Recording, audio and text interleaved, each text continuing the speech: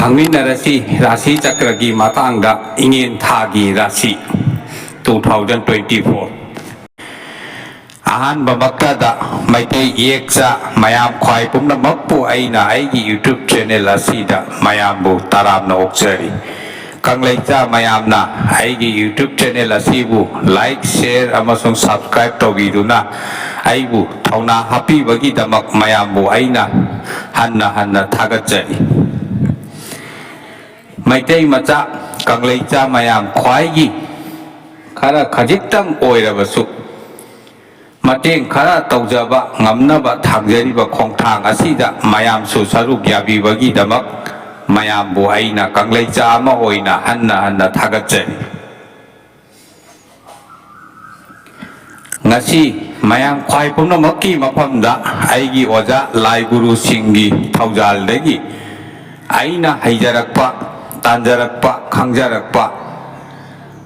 Khori Khotpa, Haibadi Rasi Chakragi Oiba, Karigumba Khara Thamjage,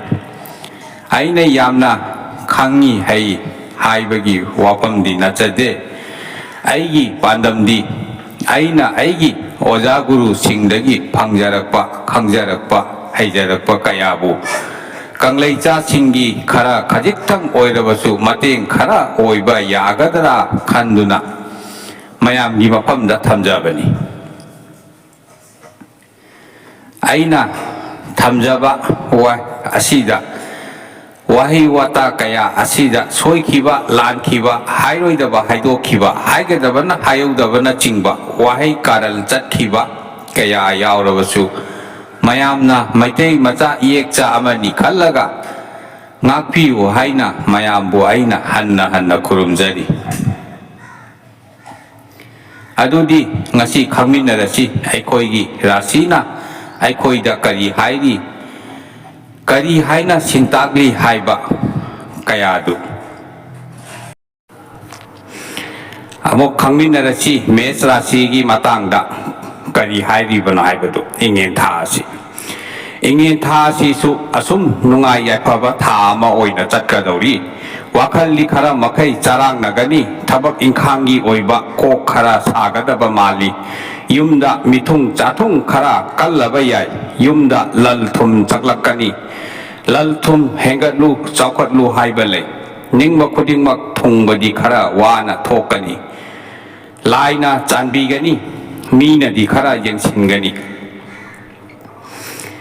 Maruk Mapang Karagi Miwadagi Tabak Tauram Kayada Akaiba Kara Changadawi Tabak Tauram Ama Taubada Yungi Nupi Nupaga Tanaraga Taubana Yaipaba Oigani Migi Miwa Laurabadi Akaiba Lakani Sagai Natai Singa Ningai Sanda Naramba Kayasu Kara Pagat Lakani Nongchuk Maike Yekneye Nongchuk Maigay Chatpa Pangde Atek Akai Nangu Haibale Karigumbada Chattaba Yadaduna Chatke Hairabadi Uhal Masa Ama Loina Wa Uti Yerum Chabayade Yumdagi Tabaki Chatokpa Matamda Angoba Machugi Pi Hangampal Machugi Pi Setpa Sijinaba Kanaba Oigani Wangren Ipada Pukning Jangna Yaipa Tongi Jawa Yaipa Tan Pangania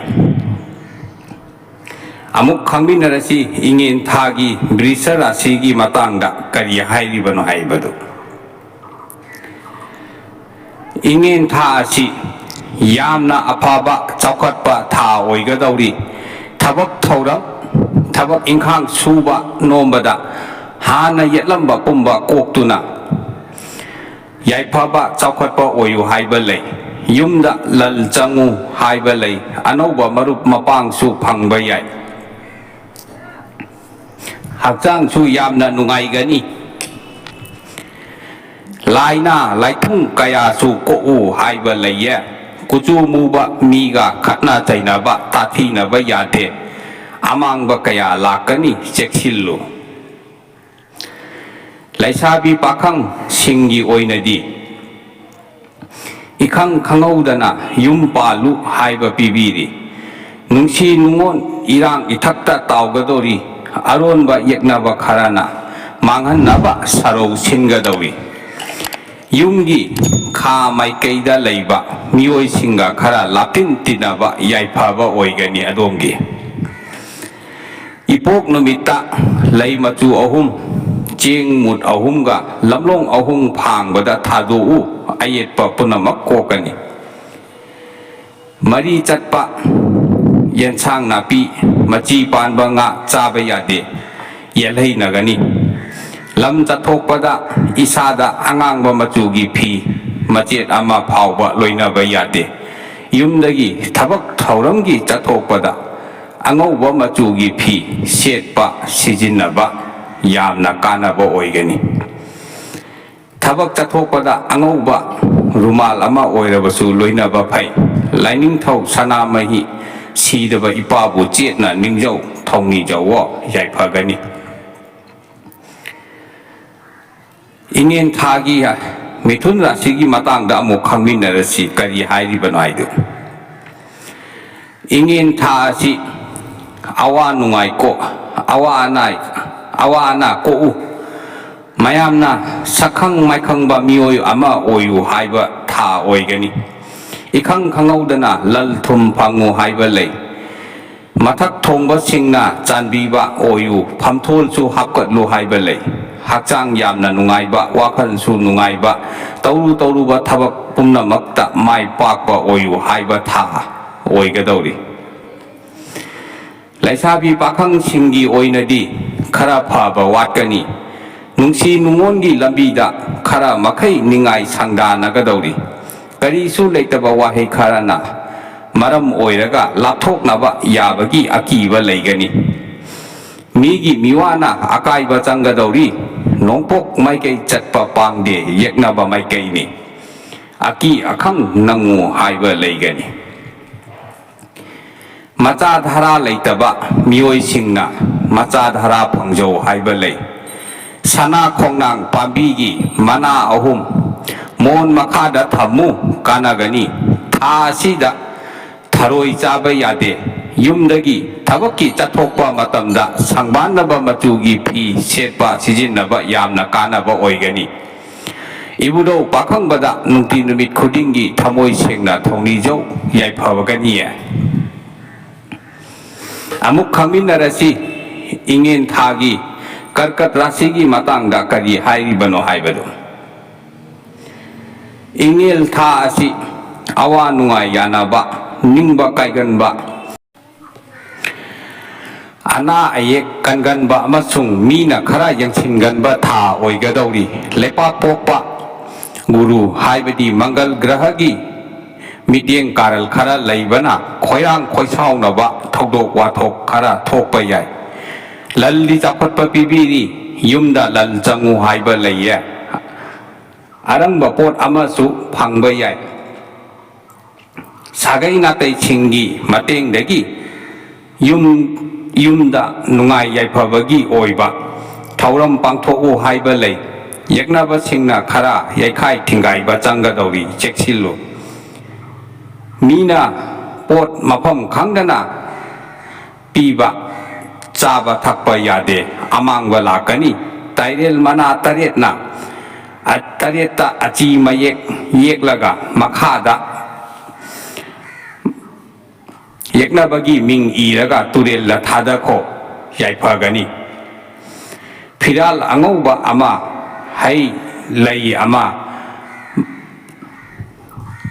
अमममगा नंग नंगना निंजाबा ताइपंग मपुदा कचवो फिराल ममाई चुंगनी अयेपा पुम्नमक कोकनी सेबोट लिल माबी चाबा यादे युमदगी थबकी चथोकपा मतमदा हिगोक मचुगी फी सेटपा सिजिनबा कानागनी मोंबा हनबा इपाबु चेतना थौनी जवो याइफाबा ओइगनी अमुक खंगमिनरसी इंगेन थागी सिंह राशिगी मतंगदा करी हाइरिबनो हाइबदु इंगेन था असि तौरु तौरुबा थबकता माइ चानाबा निंजबा पुम्नमक पांथोकपा ngamba येकनबना माइथीबा पीबा ngamdaba लन थुम चाफटपा पिबिरी पीबीबा था ओइगदौरी मीना सखंग माइखंगबा मथक थोंबा सिंगना चांबीबा ओइयो हाइबसु लैये हक्चांगी ओइबा लैना लैथुंग कयासु कोउ haiba laye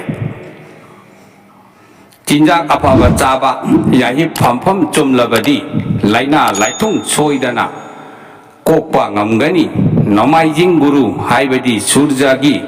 thaujal leigani phamthol kaba oyu haiba pibiri ahal lamalgi maridi khara soi lam lapna leiba ahal lamangi pau nungai taba taba yai hairam taret lairam taret maira taret cheng mut taret laining thau sana mahida ka chawo yai phagani kha mai kai da chatpa ahing yai rekpa yade tinmu laimu mayok naba yabagi akiba lei yumdagi lapna chathokpa matamda isada tairel mana ama loinarabadi yai phagani yumdagi thabak chathokpada angauba machugi phi setpa sijinaba yamna kanaba oigani panthoibi imabu thongni jawo yaipa thaujal leigani imagi amuk khangminarasi ingen thagi kanya rasigi matangda kari hairibano haibado ingen tha asi nungsi nungon irang ithakta tawba yumbal kaipalba harau mathoi kaba nungai mapal saba tha oigadauri anauba marup mapang kaya phangadauri khatnagadauri khangnagadauri phamthol hapkatlu haiba laiye laina laithung kaya kokpa hakchang yamna nungaiba tha oigani lal thumdi khara chatlu mangu haiba lai pukning leitadaba wakhal itau tauba oigadauri migi minudi khara changadauri yeknabasu masing yamgani cheksallu yeknabana khudong chaba laukhiba yabagi akiba lei rahu ketugi midyeng phattaba leigani chak chadum taret hairam taret leiram taret maira taret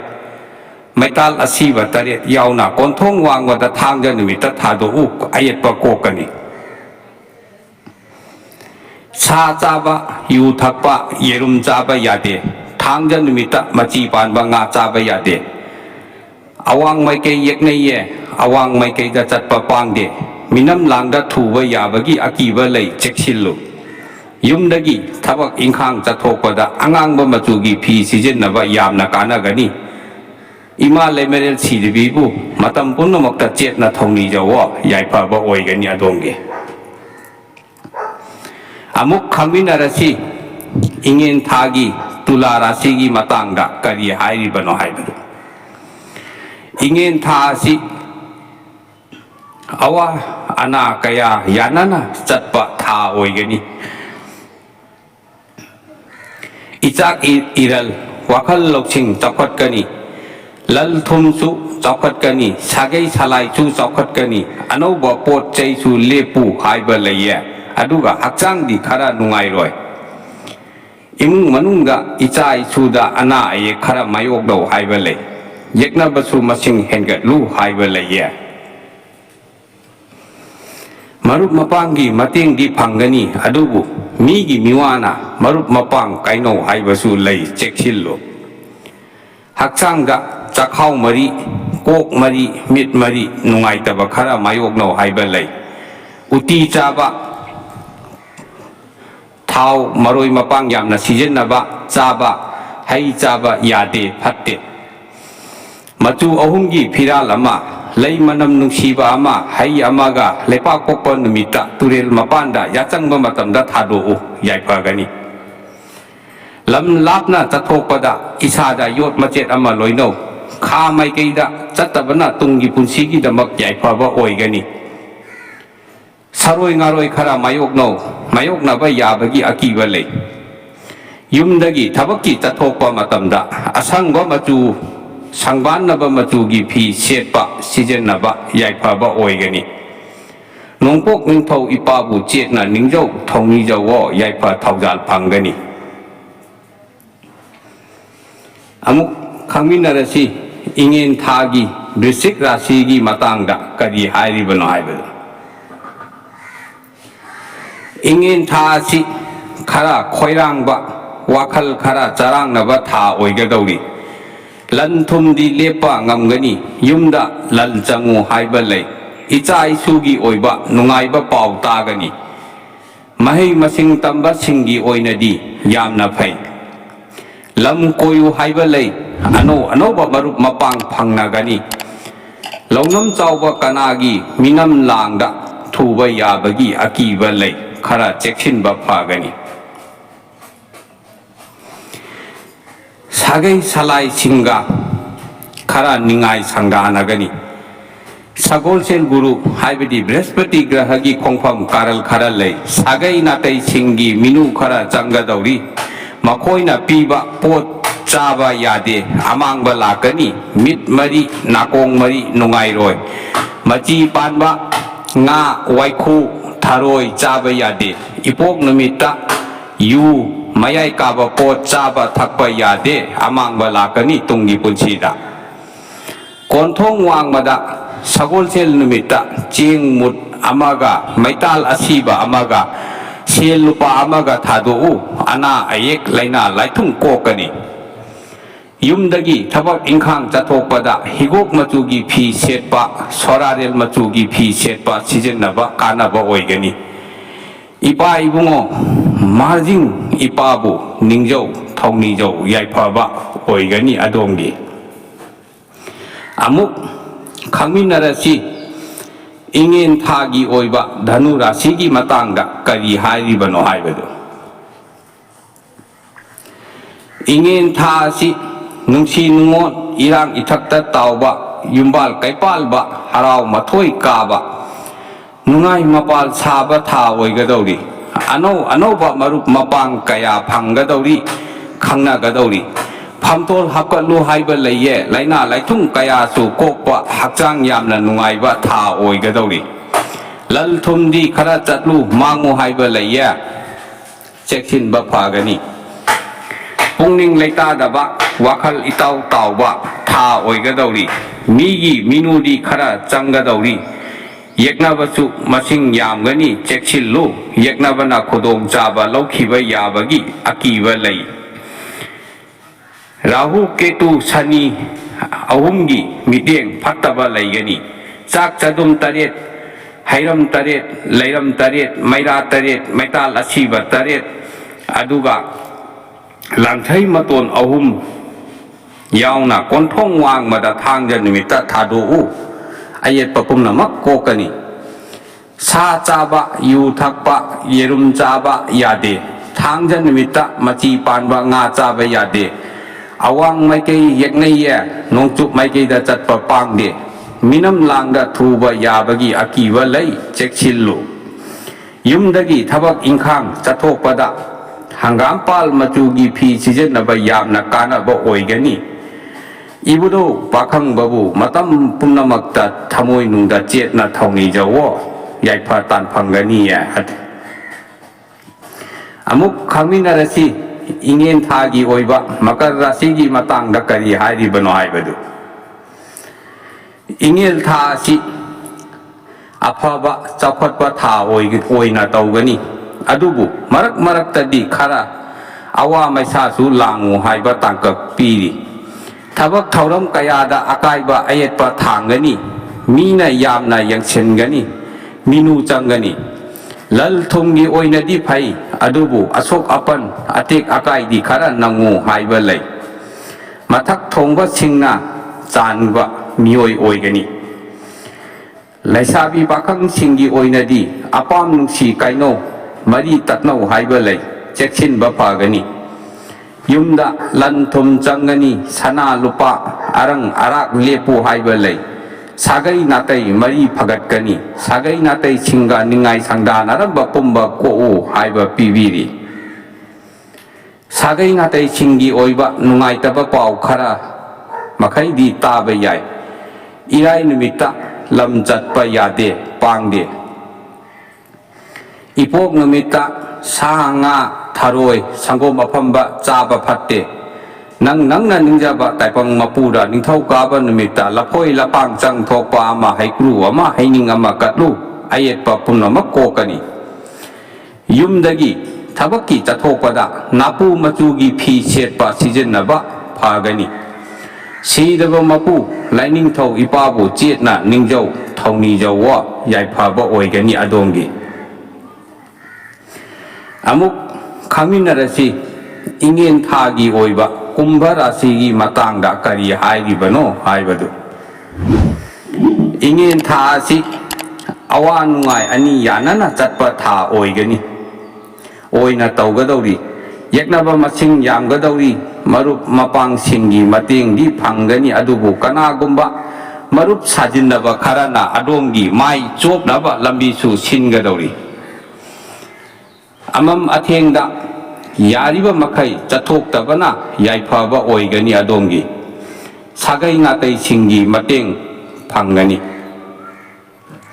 lallakani tungsinbadi khara wagadawri launam chaba miyoi kharana adombu minam langda thohannaba lang thakadawri ikaiba chopa nangu haiba lei konthong wangmada lei makhal ahum hai makhal ahum in machet ama maira ama yauna thangja nimitta thado u yaifaba oigani ayetpa kokani sangomna semba pot machi panba nga chaba yade thangja guru haibadi sani grahagi langpham achauba lei khara wathok lathok kangadawri kha maikei chatpa pangde kha maikei chatpada langthai maton ama isada loino thangja nimitta sa nga chaba yade yumdagi thabaki chathokpada 상반나바 마투기 피 셋바 시즌나바 까나가니 농폭 닝토 이빠부 이라쪽 통니족 야이파바 오이게니 아동기 아묵 강민나라시 잉인 타기 오이바 민라시기 마땅다 까지 하이리바노 하이바도 강민나라시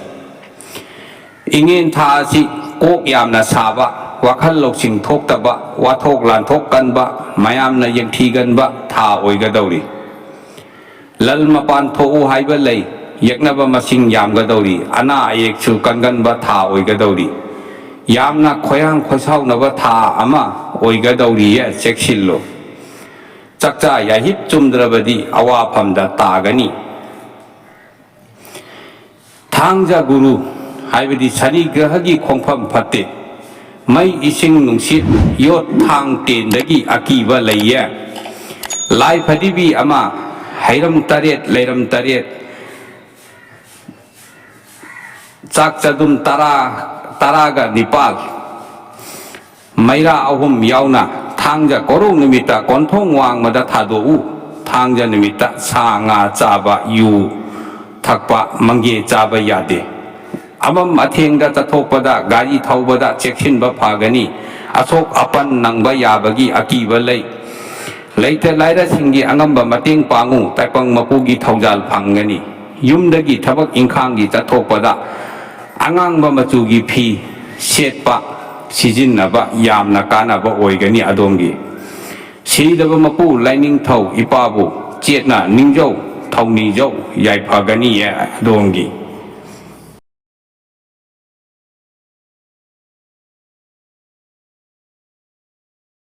ngasigidi aigi video asi matang asida loisinjarage mayamna aigi video asi like share comment tobiyu mayamna aigi YouTube channel asi subscribe tobiduna aibu thauna hapkatpiyu mayamna karigumbada hainingba hangningba khangningba leibirabasu comment tobirakpa yagani aduga yamna aruba mayamda khangan ningdaba wafam leibirabadi aigi FB da oina message tobirakpa yagani mayamgi privacy gi mamal aina thamjagani aigi FB gi link video asigi description da hapchakhrabani asigumba khangbada yamna kanaraba atai su mayam ama leiri aigi mathanggi video da atai amuk makha tana mathang asum mayam su khangminarasi hayum si daba mapu hong kuru si daba